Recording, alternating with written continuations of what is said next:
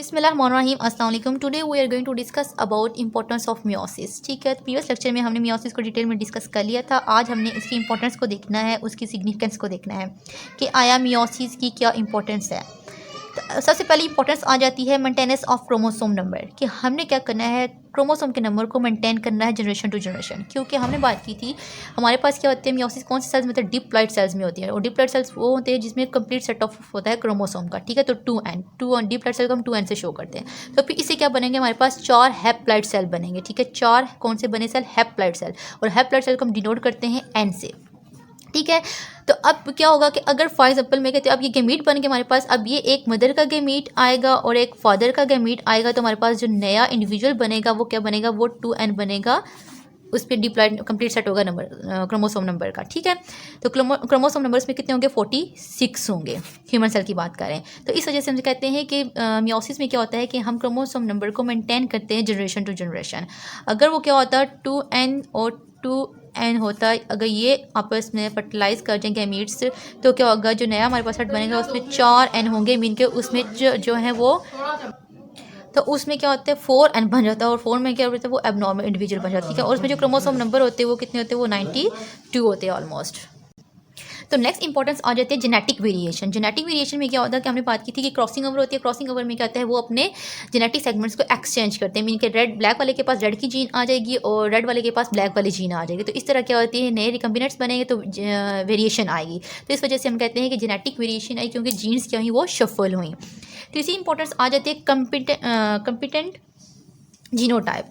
अब कंबिनेंट जीनोटाइप्स में ये होता है कि क्योंकि हमारे पास क्या बने हैं, 4 हैप्लॉइड गैमीट्स बने। ठीक है, अब हो सकता है कंबिनेंट, अब जीन्स में आपस में क्या हो जाएगा, कंपटीशन हो जाएगा कि ये वाली जीन जाएगी या ये वाला गैमीट्स जाएगा, ये वाला गैमीट जाएगा या ये वाला गैमीट जाएगा। तो जो भी कोई भी गैमीट जाएगा तो इसमें हम कहते हैं कि जीनोटाइप में क्या हुआ, कंपटीशन आ गया, जीन्स के अंदर कंपटीशन आ गया। तीसरा आ जाता है हमारे पास रैंडम असॉर्टमेंट। रैंडम असॉर्टमेंट से क्या मुराद होती है, क्योंकि हमने बात की थी कि मेटाफेज में क्या होना है कि सारे क्रोमोसोम जो होते हैं वो सेंटर में आके अलाइन हो जाते हैं। ठीक है, अब सेपरेशन होगी तो हो सकता है ये वाला क्रोमोसोम जाए और इसके साथ ये वाला क्रोमोसोम चला जाए। ठीक है, एनाफेज में। और फिर हो सकता है ये वाला क्रोमोसोम है तो ये वाला अपने साथ इसको लेके जाए। तो रैंडम असॉर्टमेंट समझिए रैंडमली। ठीक है, ये नहीं है कि अब ये वाला क्रोमोसोम, ये वाले दोनों क्रोमोसोम एक सेल में इधर जाएंगे, ये वाले दोनों क्रोमोसोम एक सेल के जाए, ऐसा नहीं होता। मीन कि रैंडमली हो सकता है कि ये वाला हो सकता है एक सेल में जाए और साथ इसकी ये वाला भी चला जाए, यूँ हो जाए, मतलब ये वाला भी क्रोमोसोम एक सेल के अंदर चला जाए और ये वाला भी क्रोमोसोम एक सेल के अंदर चला जाए। और हो सकता है ये वाला क्रोमोसोम अपने साथ ये वाला क्रोमोसोम दूसरे सेल के अंदर लेके चला जाए। तो इस वजह से कहते हैं कि मियोसिस में क्या होती है, रैंडम असॉर्टमेंट होती है। ये नहीं है कि जो स्पेसिफिक हो गया कि जो इस राइट साइड पे जाएंगे, जो लेफ्ट साइड पे वो लेफ्ट साइड वाले टोटल सेल के अंदर चले जाएंगे।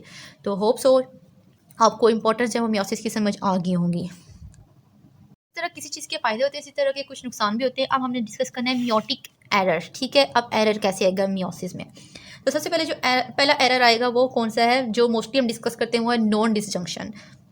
नॉन डिसजंक्शन में क्या होता है, क्योंकि मेटाफेज में सारे के सारे क्रोमोसोम क्या होते हैं, अलाइन हो जाते हैं, इक्वेटोरियल प्लेट बना लेते हैं। और एनाफेज में उन्होंने क्या होना होता है, सेपरेट होना होता है। जब उनकी सेपरेशन होती है, ठीक है, एनाफेज के अंदर उनकी सेपरेशन होती है। जब उनकी सेपरेशन होती है तो उसमें क्या होता है, unequal distribution of chromosome during anaphase and telophase, कि जो क्रोमोसोम की डिस्ट्रीब्यूशन है वो अनइक्वल रहती है। हो सकता है किसी सेल में क्रोमोसोम जो है वो एक मिसिंग हो जाए, हो सकता है किसी सेल में क्रोमोसोम का नंबर जो है वो सही जाए, हाफ ही जाए, और हो सकता है किसी क्रोमोसोम में वो क्रोमोसोम जो है वो एक एक्स्ट्रा चला जाए। तो इस वजह से कहते हैं नॉन डिसजंक्शन क्या है, नॉन डिसजंक्शन एक ऐसा प्रोसेस है जिसमें क्रोमोसोम की जो डिस्ट्रीब्यूशन है वो अनइक्वल होती है, मीन के एक जैसी नहीं होती। और किस दौरान, क्योंकि सेपरेशन किस में होती है, वो एनाफेज में होती है और टेलोफेज में होती है। इस वजह से हम कहते हैं कि unequal distribution of chromosome during anaphase and telophase. ठीक है, इन दोनों फेज में क्या होगा कि जब इन दोनों फेज़ के दरमियान जब क्रोमोसोम की अलग हो रहे होंगे, सेपरेट हो रहे होंगे, तो उनकी डिस्ट्रीब्यूशन जो होगी वो इक्वल नहीं होती।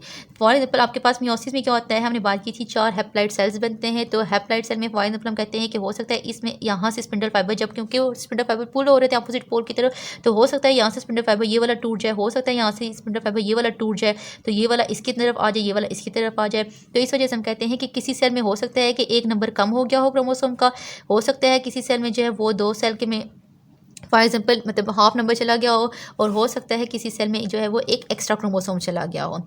अब ये जो एक्स्ट्रा क्रोमोसोम चला गया है या एक नंबर कम हो गया क्रोमोसोम का, तो ये क्या करते हैं, ये लीथल होते हैं, ख़तरनाक होते हैं, क्योंकि ये डिजीज़ काज करते हैं। ठीक है। अब वो कौन कौन सी डिजीज़ हैं वो हम डिस्कस करते हैं। आपके पास 3 तरह की डिजीज़ आपकी बुक में डिस्कस की हुई हैं, ठीक है। हाई लेवल में आप इससे ज़्यादा पढ़ोगे। तो पहला आ जाता है डाउन सिंड्रोम। अगर हम डाउन सिंड्रोम क्या है? Syndrome is a collection of disease, ठीक है। Syndrome is a collection of disease कि इसमें क्या होता है कि एक बीमारी नहीं लगती, ठीक है, मीन के ढेर सारी बीमारी लगी हुई होती हैं। तो दैट्स हम कहते हैं down syndrome is a collection of disease. तो सबसे पहले हम डिस्कस करते हैं कि हमारे पास 2 तरह के क्रोमोसोम्स होते हैं। 1 मिनट, ऑटोसोम और सेक्स क्रोमोसोम, ठीक है। अब हमारी बॉडी में टोटल, क्योंकि हमारे पास टोटल कितने क्रोमोसोम्स होते हैं? एक सेल में 46 क्रोमोसोम्स होते हैं। अगर हम पेयर की बात करेंगे तो हमारे में कितने होते हैं? वो 23 पेयर होते हैं क्रोमोसोम के, ठीक है। अब टोटल कितने पेयर हैं हमारी बॉडी में? 23 क्रोमोसोम्स हैं, एक सेल की बात करें, ठीक है। तो इसमें से जो ऑटोसोम्स हैं वो कितने? वो 22 क्रोमोसोम्स हैं, वो ऑटोसोम्स हैं, मीन कि वो क्या करते हैं? वो सेक्स को डिटरमाइन नहीं करते। जो सेक्स क्रोमोसोम्स होते हैं वो हमारे पास एक पेयर होता है सेक्स क्रोमोसोम का। अब 22 और +1 = 3, तो 23 पेयर जो है क्रोमोसोम के पूरे हो गए। तो जो सेक्स क्रोमोसोम है वो कौन से हैं? वो एक एक्स है और एक वाई है, ठीक है। एक्स क्या करता है? फीमेल को रिप्रेजेंट करेगा और वाई जो है वो मेल को रिप्रेजेंट करेगा। अगर आपके पास 2 एक्स आ जाएंगे तो डायरेक्ट मीन वो किसको डिटरमाइन करे? वो फीमेल सेक्स को डिटरमाइन करे। अगर वो आ गया एक्स एंड वाई आया तो वो किसको डिटरमाइन करेगा? वो मेल सेक्स को डिटरमाइन करेगा। क्यों? क्योंकि वाई के ऊपर, वाई क्रोमोसोम के ऊपर कौन सी जीन प्रेजेंट होती है? SRY जीन प्रेजेंट होती है जो कि मेलनेस को डिटरमाइन करती है। तो ये डिफरेंस है ऑटोसोम क्रोमोसोम में और सेक्स क्रोमोसोम में, ठीक है। तो अब हम वहाँ पे हम ऑटोसोम और सेक्स क्रोमोसोम बोलेंगे तो आपको ये डिफरेंस माइंड में होना चाहिए। तो डाउन सिंड्रोम में क्या होता है? ये कौन से क्रोमोसोम पे होती है? ये ऑटोसोमल, ठीक है, डिजीज़ है। अब इसमें क्या होता है? प्रेजेंस ऑफ एक्स्ट्रा क्रोमोसोम, ठीक है। अब एक्स्ट्रा क्रोमोसोम कहाँ प्रेजेंट होगा? वो ऑटोसोम में, ठीक है। कि आपके पास क्या है? 22,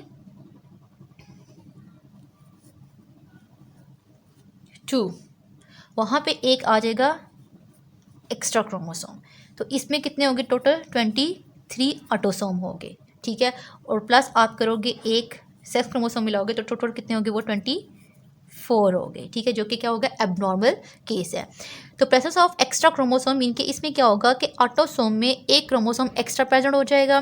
फॉर एग्जाम्पल क्या था? 2n था +1, तो = 2n में कितना था? ये मैंने लिख दिया, बल्कि 22 से +1 करोगे 23 हो जाएंगे, मतलब सॉरी, अगर 22 ऑटोसोम थे तो इसमें क्या होगा? एक एडिशन होगी, एक्स्ट्रा क्रोमोसोम आ गया तो 23 ऑटोसोम बन गए और एक सेक्स क्रोमोसोम को मिलाकर टोटल आपके पास कितने पेयर बन गए? वो 24 पेयर बन जाएंगे, जो कि क्या है? एबनॉर्मल केस है। अब ये अब होता है ऑटोसोम, कहते हैं जो 20 ऑटोसोम में हमने बात की कितने पेयर होते हैं? टोटल 22 पेयर होते हैं। तो जो 21st पेयर होता है क्रोमोसोम का उसमें सेग्रीगेशन नहीं होती, मीन कि वो सेपरेट नहीं होता, ठीक है। तो इस वजह से डाउन सिंड्रोम कब होगा? कार्योटाइप इसकी क्या है? वो 21 पेयर है क्रोमोसोम का जो कि सेपरेट नहीं होता, सेग्रीगेट नहीं होता, अलग नहीं होता। तो अब इसकी एबनॉर्मलिटीज़ क्या हैं, ठीक है, सिम्टम्स क्या हैं? तो डिफेक्टिव नर्वस सिस्टम, जो इंडिविजुअल होगा उसका जो नर्वस सिस्टम होगा वो डिफेक्टेड होगा। मेंटल रिटार्डेशन होगी, ठीक है, एबनॉर्मल होगा मेंटली। प्रोट्रूडिंग टंग, ठीक है, इसकी प्रोट्रूडिंग कहते हैं बाहर निकले को, तो जो उसकी ज़ुबान होगी वो बाहर को निकली होगी। फ्लैट एंड ब्रॉड फेस, ठीक है, चिपका हुआ और बड़ा जो होगा वो उसका फेस होगा। Squint eyes with skin fold in inner corner, ठीक है। स्क्विंट आइज मीन के जो बैंग जैसे बेंगा बोलते हैं, ठीक है। तो आइज वो होंगे और कॉर्नर से जो स्किन होगी वो अंदर की तरफ थोड़ी सी फोल्ड हुई होगी, ठीक है। अब ये जो बंदा है कितने अर्से तक सर्वाइव कर सकेगा? वो अप्रॉक्सीमेटली 16 ईयर तक ये सर्वाइव कर सकेगा, ठीक है। अब ये डिजीज़ जो है, ये सिंड्रोम है, वो इसके चांसेस कितने हैं? अब इसका चांस कितना है, रिस्क कितना है? तो डाउन सिंड्रोम जो है वो इंक्रीज होता है विद द मदर एज, ठीक है। अब जितनी मदर की एज होगी उस लिहाज से उतना भी रिस्क होगा, उतना भी चांस बढ़ जाएगा डाउन सिंड्रोम का। अगर हम बात करते हैं टीन एज की, तो टीन एज में क्या होता है? बहुत रेयर चांस होता है, बहुत कम रिस्क होता है। फॉर एग्जाम्पल बात करते हैं कि 1000 में से जो है वो एक इंडिविजुअल जो होगा वो इस डाउन सिंड्रोम से अफेक्टेड होगा। इसके अगर बात करें, अगर मदर की एज 40 ईयर्स है, ठीक है, तो 40 ईयर्स में क्या होगा कि 100 में से 10 इंडिविजुअल ऐसे होंगे जो कि उसको डाउन सिंड्रोम हुआ। इसी तरह अगर हम बात करें 45 ईयर्स अगर मदर की एज है तो उसमें क्या होगा? जो डाउन सिंड्रोम का रिस्क है, चांस है, वो 3 टाइम इंक्रीज़ हो जाता है। तो ये था आपके पास डाउन सिंड्रोम। नेक्स्ट आ जाता है आपके पास क्लाइनफिल्टर सिंड्रोम। तो इसमें क्या होता है कि सेक्स क्रोमोसोम, ठीक है, एक एक्स्ट्रा आ जाता है, ठीक है, क्योंकि हमने पीछे बात की हमारे पास क्या होते हैं? 2 तरह के होंगे, एक सेक्स क्रोमोसोम है और एक क्या है? ऑटोसोम है। अब यहाँ पे क्या होगा? इस सिंड्रोम में क्या होता है कि एक सेक्स क्रोमोसोम एक्स्ट्रा हो जाता है कि फॉर एग्जांपल वो कौन सा क्रोमोसोम होगा? वो एक्स क्रोमोसोम होगा। तो एक्स क्रोमोसोम एक एक्स्ट्रा प्रेजेंट हो जाएगा, ठीक है। तो जैसे हम बात करते हैं ऑटोसोम, क्या है हमारे पास?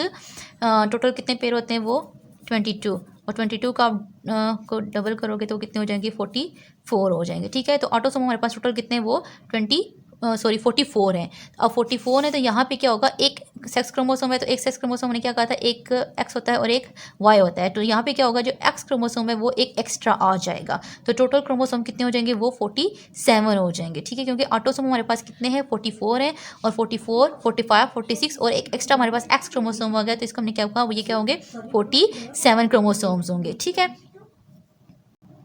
अब ये सिंड्रोम किस में होगा, ये होगा मेल में। मेल में क्यों होगा, क्योंकि यहाँ पे क्या है, वाई, और वाई के ऊपर कौन सी जीन होती है, SRY जीन होती है, जो कि क्या करती है, मेलनेस को शो करती है। तो इस वजह से ये क्या होंगे, फिजिकली मेल होंगे। अब इसके अंदर सिम्टम्स क्या है, इसके अंदर एबनॉर्मलिटीज़ क्या है, वो हम देखते हैं। तो फिनोटिपिकली ये क्या होते हैं, इनके बज़ाहिरी तौर पे ये हमारे पास क्या होते हैं, मेल होते हैं और विद लार्ज ब्रेस्ट, टॉनलेस होते हैं, लंबे होते हैं, ओबिसिटी होती है, और इनके ओबीस होते हैं, मोटे होते हैं, और इनके अंदर स्मॉल टेस्टीज प्रेजेंट होती हैं और स्पर्म्स नहीं होते, और पुअर सेकेंडरी कैरेक्टर मीन के जो बेड वगैरह होती हैं, सेकेंडरी मीन के जो मर्दाना खुसूसियात होंगे वो कम प्रेजेंट होंगी। नेक्स्ट आ जाता है आपके पास टर्नर सिंड्रोम। तो टर्नर सिंड्रोम की हम बात करें तो टर्नर सिंड्रोम जो होता है, इसमें एक एक्स क्रोमोसोम मिसिंग होता है। ठीक है, ऊपर वाले फिल्टर में, क्लाइन फिल्टर में क्या बात की थी कि उसमें क्या होता है, एक एक्स क्रोमोसोम एक्स्ट्रा प्रेजेंट होता है, लेकिन इस सिंड्रोम में, टर्नर सिंड्रोम में क्या होता है कि एक एक्स क्रोमोसोम जो है वो मिसिंग होता है। तो जैसा कि हमारे पास क्या होते हैं, 44 ऑटोसोम हैं। ठीक है, और हमारे पास क्या है, एक एक्स क्रोमोसोम है। अब या तो एक एक्स क्रोमोसोम और आ जाने, जैसे या फिर वाई क्रोमोसोम आ जाने, या तो फीमेल बन जाता है या फीमेल बन जाता है। लेकिन यहाँ पे क्या है, एक एक्स क्रोमोसोम मिसिंग है। तो जब एक्स क्रोमोसोम मिसिंग है तो ठीक है, उसको हम क्या कहते हैं, नलोगैमेट, खाली, जीरो। ओ ठीक है, नलोगैमेट। तो जब, क्योंकि एक्स किसको रिप्रेजेंट करता है, फीमेल को, तो टर्नर सिंड्रोम किस में प्रेजेंट होता है, अकर होता है वो फीमेल के अंदर। अगर यहाँ पे वाई होता है तो वाई के ऊपर कौन सी जीन होती है, SRY जीन होती है, जो कि मेलनेस को रिप्रेजेंट करेगी। ठीक है, तो अब यहाँ पे क्या है, एक क्रोमोसोम मिसिंग है, तो इसमें कितने क्रोमोसोम होंगे, टोटल 45, क्योंकि 44 ऑटोसोम है और एक सेक्स क्रोमोसोम होगा, तो 44 + 1 = 45। तो इसमें कितने क्रोमोसोम होंगे, 45 क्रोमोसोम प्रेजेंट होंगे। ठीक है, तो इसको हम क्या बोलते हैं, टर्नर सिंड्रोम बोलते हैं। अब इसके सिम्टम्स, इसकी अबनॉर्मलिटीज़ क्या होंगी, तो ये फीमेल पहली बात है, प्रेगनेंसी को कैरी नहीं कर सकती। इनके अगर इनके अंदर प्रेगनेंसी हो भी गई है तो क्या हो जाएगी, वो अबॉर्ट हो जाएगा। ठीक है, इसके बाद शॉर्ट स्टेचर होते हैं, मीन इनकी जो हाइट होती है वो बहुत ही कम होती है। वेब नेक होती है, मीन की नेक जो होगी वो क्या होगी, वो शोल्डर के साथ जुड़ी हुई होगी। आप कह सकते हो कि शोल्डर नेक के साथ दोनों साइड पे क्या होता है, एक्स्ट्रा स्किन आई हुई होती है, और इनके जो अंदर होती हैं ओवरीज वो नहीं होती। होप सो आपको आज का लेक्चर समझ आ गया होगा। दुआ में याद रखिएगा। अल्लाह हाफिज़।